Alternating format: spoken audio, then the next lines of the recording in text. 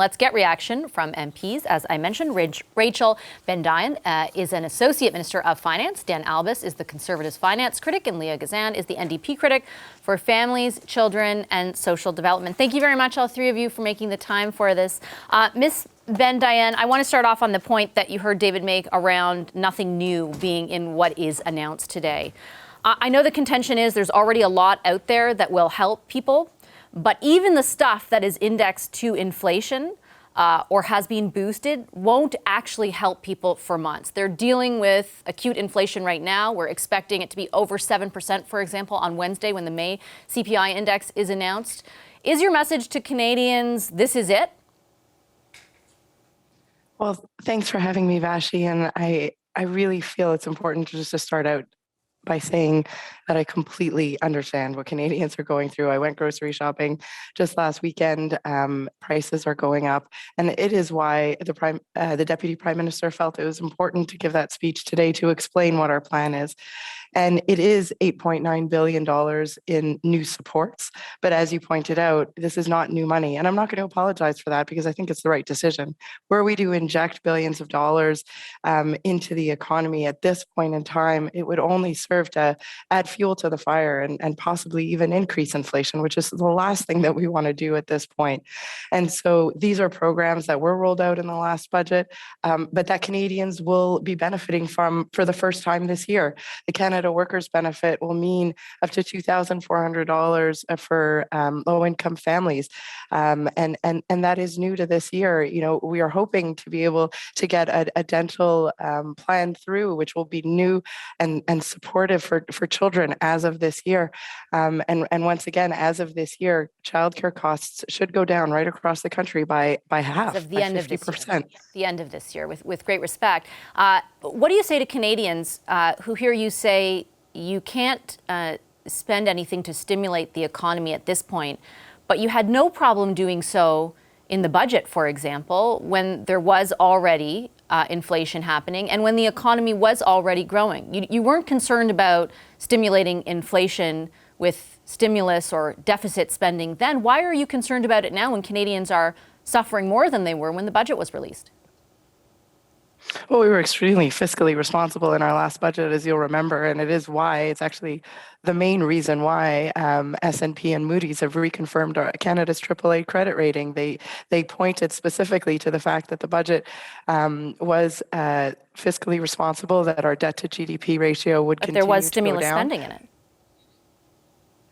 Well, Vashi, a lot of the supports and the spending that you're probably referring to are included in this $8.9 billion that is going to be money that goes directly into the pockets of Canadians. I think it's important to remember that we are there for Canadians, but these are very targeted measures that are going to be helping low-income families, low-income Canadians first and foremost, and that is the best way for us to support Canadians at this time of high inflation. And as the Deputy Prime Minister and Minister of Finance mentioned, we're going to continue to monitor the situation, and our policies will evolve as the situation evolves. But the economy is extremely volatile right now, as you could see in the markets, as you can see in economic forecasts right around the world. The COVID zero policy of China, the major bottlenecks in supply chains as a result of the pandemic, and of course the war begun by Russia are all having a huge impact on the global economy. And we want to make sure that we have the fiscal room should we need it in the weeks and months to come. But right now, what we announced today, I think is important new supports that Canadians will feel this year. Okay, and just to be clear, they're new as of the budget new, but they're not new today. Mr. Albas, your party is proposing, for example, a temporary suspension of GST on fuel, as well as cutting carbon taxes or suspending carbon taxes. Ms. Bendayan has a point, right? If you if you cut taxes, you might increase demand, and that would be an upward pressure on inflation. Is that fiscally responsible? So the Alberta government cut its gas taxes, and Trevor Tome, an economist from the University of Calgary, said that actually in April, Alberta had a lower inflation rate than the rest of the country. And the reason is because energy is one of the main inputs to inflation. Doug Porter from the Bank of Montreal, the chief economist, has said that if oil prices continue to remain high, it will entrench. And that is what we want to stop here. So Germany right now is putting $16 billion into cutting its fuel taxes. And the reason for that is it's not only good for consumers that need to be able to get to work or to purchase groceries and doctor appointments, it's also good for the economy because, again, it lowers that input costs and that lowers inflation. So these are the kinds of suggestions we've been bringing up. And today we talked about how the government actually charges user fees that are connected to the CPI, the Consumer Price Index. Every year it goes up lockstep. That's one way, Vashi, that they can cut inflation in the economy. But today, Canadians didn't get a firm action to help people today. They got a lecture from Chrystia Freeland saying everything is fine. There are world pressures, but you know what? We're going to help. You know what? The help they're talking about is a hurry up and wait program. They're waiting for the inflationary clauses with old age security, with the Canada Child Benefit to kick in. And Vashi, those were put in place by Parliament, not this government. And so Parliament, we don't even vote on them anymore because they automatically track with inflation. So, for them to be saying that we're doing all this great stuff, they aren't. They're sitting back and waiting. Other G7 leaders are doing what it takes to help their consumers and their economies. Again, respectfully to you, look, it's not nothing. There's an enhanced Canada Workers Benefit. There's a new child care plan. There's boosted OAS. There's help for renters, for example. It's not fair to characterize it as nothing. I do take the point that it will take time. On the overall point, though, that injecting new stimulus in some way or the other into the economy right now wouldn't have the right effect on inflation. I mean, that is something your party certainly criticized a few months ago, right? Why are you spending now when, you know what I mean? Like, how is that consistent? Well, Chrystia Freeland has never been right on inflation. So first she said during the pandemic it was deflationary. Then she said, no, it's transitory. Even Janet Yellen, the Treasurer of the United States, has actually apologized for getting it wrong on inflation. And so we are continuing to put forward solutions. And again, when you reduce the input costs for things like gasoline, it makes it better for everyone. People that are low income, Vashi, like people in my riding of, let's say, in Headley, BC, they have to drive to get to their medical appointments or to get to work or to buy groceries. So for them, when you lower their gas prices proportionally for low income, that's a higher proportion of their income. So you're actually helping out low income the most. But you know what? Every time we mention these things to Chrystia Freeland, she bats them out of hand. And like my leader has said so many times, every time we put a proposal forward, they think it hurts us when they reject it.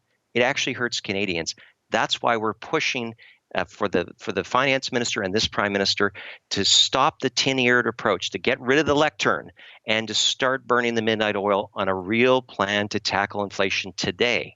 Ms. Gazan, your party is proposing that the GST rebate be doubled and that there be an additional $500 added to every Canada Child Benefit. I have a very similar question for you. That too could increase demand in the economy. And if supply continues to be constrained, that would add an upward pressure to inflation. Is that not counterproductive? Well, listen, first I want to acknowledge that people are really struggling, certainly in my riding of Winnipeg Centre. Families are having a really hard and individuals are having a really hard time now making ends meet. And we know that people more than ever experiencing becoming homeless for the first time. We are in a crisis. The fact that Minister Freeland decided to make this re-announcement of an indexation of the GST tax credit on Bay Street with her corporate friends that will only provide individuals and families with an extra $7 this year is pretty out of touch. Our party has said people are struggling. Families are unable to afford even food and rent. And we need to get money to people now. We offered a solution to this government to double the GST tax credit, which would amount to approximately an extra $500 to 12 million Canadians. People need help now. We need to keep people housed. We need to make sure families are fed. We need to make sure that people that are working don't fall further into poverty. People need help right now. Ms. Gazan, inflation was not low when your party decided to agree to support the Liberals for the next 2 years. Why wasn't anything you just spelled out made explicit in that agreement? Well, I just want to be very clear that the confidence and supply agreement was not the ceiling. It was the floor. Certainly, it was the NDP that pushed forward. Part of the agreement was focused on putting dental care in place, something that the Liberal government is certainly trying very hard to take credit for. And we continue to fight for families and individuals across this country who are struggling, including, providing alternatives. Right now in the middle of a crisis, we know investors, for example, are buying up homes, foreign. But again, respectfully, your agreement with the government has lessened the pressure on it to do something. Well, I actually disagree. I know certainly in the riding of Winnipeg Centre, which I represent, I've managed to get a lot of resources to people in my community. Remember that my riding is the third poorest riding in the country. The NDP is fighting really hard for people. And certainly I continue to do that in my riding, and we are getting the support out the door. Okay, I have to. And I just want to add, at a time when the Conservatives are, fighting all the time, we are actually fighting for solutions to get money and resources to people now. Okay, I'm out of time, unfortunately, so I have to leave it there. Thank you very much, all three of you, for your time this evening. Rachel Bendayan, Dan Albas, and Leah Gazan. Thank you. Hi, I'm Vashi Capellos, host of Power in Politics. See more of our show by subscribing to the CBC News channel or click the link for another video.